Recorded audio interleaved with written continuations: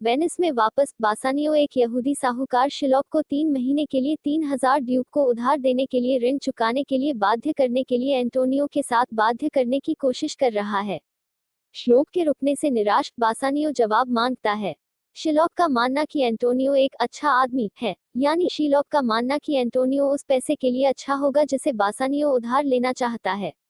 इसलिए थोड़े और वैफलिंग के बाद वह उन शर्तों को स्वीकार करता है जो बासानियो ने प्रस्तावित की हैं। इस संक्षिप्त आदान प्रदान में भी शीलॉक दिखाता है कि वह बासानियों की तुलना में एक अलग ढांचे के माध्यम से दुनिया की व्याख्या करता है। वह अच्छे को पर्याप्त धन अर्थ के रूप में समझता है, जबकि बासानियो सिद्धांत में अपने पुराने दोस्त में अन्य अच्छे गुणों को महत्व देता है। हालांकि बासानियो भी स्पष्ट रूप से एंटोनियो के पैसे की सराहना करते हैं। शिलॉक तब पूछता है कि क्या वह खुद एंटोनियो के साथ बात कर सकता है। बेसनियो उस रात उन दोनों के साथ डिनर करने के लिए शिलॉक को आमंत्रित करता है, लेकिन शिलॉक ने मना कर दिया।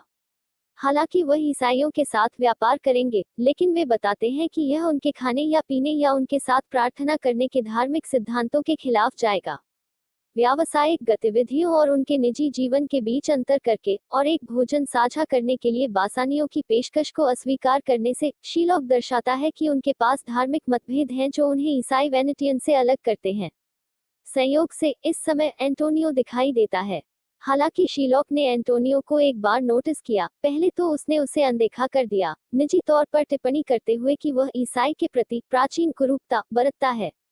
शिलॉक दर्शकों को समझाता है कि वह एंटोनियो से नफरत करता है क्योंकि वह मनी ग्रांट आउट करता है या मुफ्त में ब्याज देता है, जिससे खुद जैसे लगभग सभी यहूदी हैं, पेशेवर साहूकारों के लिए ब्याज दरों में कमी आती है।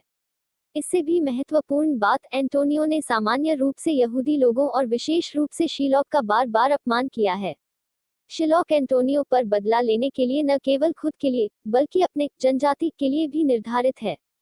शीलॉक ने ईसाइयों के खिलाफ अपने पूर्वाग्रह का खुलासा किया और बताया कि जिस तरह से उन्होंने सेमेटिक विरोधी पूर्वाग्रह का अनुभव किया है, विशेष रूप से दोनों समूहों के विचार वाणिज्य के विचारों के इर्द गिर्द घूमते हैं। ईसाइयों का मानना कि सूदखोरी, ब्याज के लिए पैसा उधार देना का अभ्यास करना गलत है, जबकि यहूदी जिन्हें कानून द्वारा अधिकांश अन्य व्यवसायों में संलग्न होने से मना किया गया था, अक्सर उनका सहारा लिया जाता है जीने के लिए एक तरीका के रूप में। सूदखोरी बुरी तरह से व्यवहार किया जा रहा है। शर्लक बदला लेने की इच्छा दी।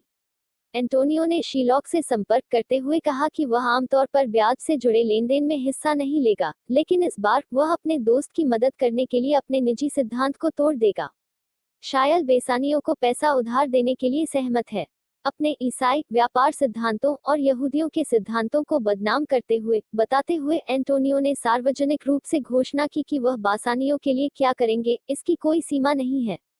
शीलॉक तब याकूब की बाइबल कहानी का हवाला देकर ब्याज वसूलने की अपनी प्रथा का बचाव करता है।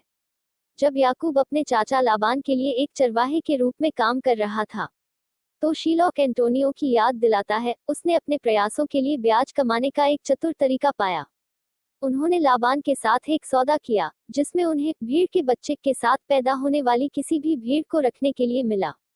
फिर उसने सभी भेड़ों को लादे हुए भेड़ के बच्चे को प्राप्त करने के लिए एक जादुई तरकीब लगाई, जो कि वह अनुबंध के द्वारा अपने लिए रखने का हकदार था। शिलॉक चोरी के बजाय थ्रिफ्ट का प्रतिनिधित्व करते हुए अपने स्वयं के समान इस तरह के व्यवहार का बचाव करता है।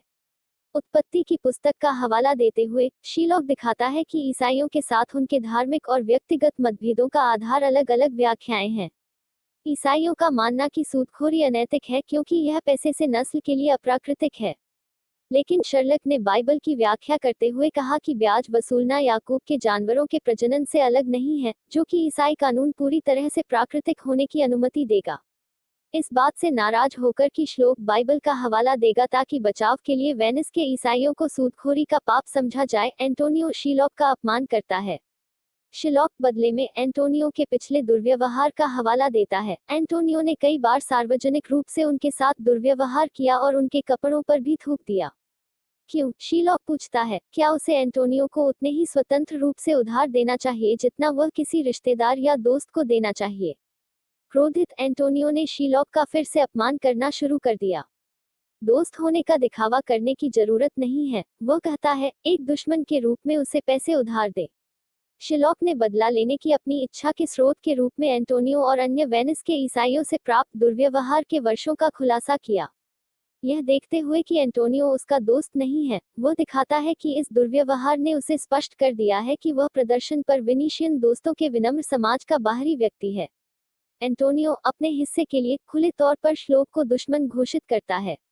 एंटोनियो को चिढ़ाने के लिए इतना काम करने के बाद श्लोक फिर एक असामान्य समझौते का प्रस्ताव देता है। वह कहता है कि इस बार वह अपने ऋण पर ब्याज नहीं लेगा। हालांकि अगर एंटोनियो ऋण पर चूक करता है और भुगतान करने में असमर्थ है, तो शीलॉक एंटोनियो के शरीर के किसी भी हिस्से से एंटोनियो के मांस के 1 पाउंड को काटने का हकदार होगा जो शीलॉक चुनता है। अनुबंध शाइलॉक प्रस्ताव ईसाइयों के लिए कठिन है और एक आधुनिक दर्शकों या पाठक समझने के लिए। मांस में व्यापार करने के बजाय, सूदखोरी द्वारा नस्ल बनाने के बजाय, शर्लक वास्तव में ईसाइयों के घोषित व्यापारिक सिद्धांतों को अपना रहा है, लेकिन उन्हें एक राक्षसी अंत की ओर निर्देशित कर रहा है, जो बदले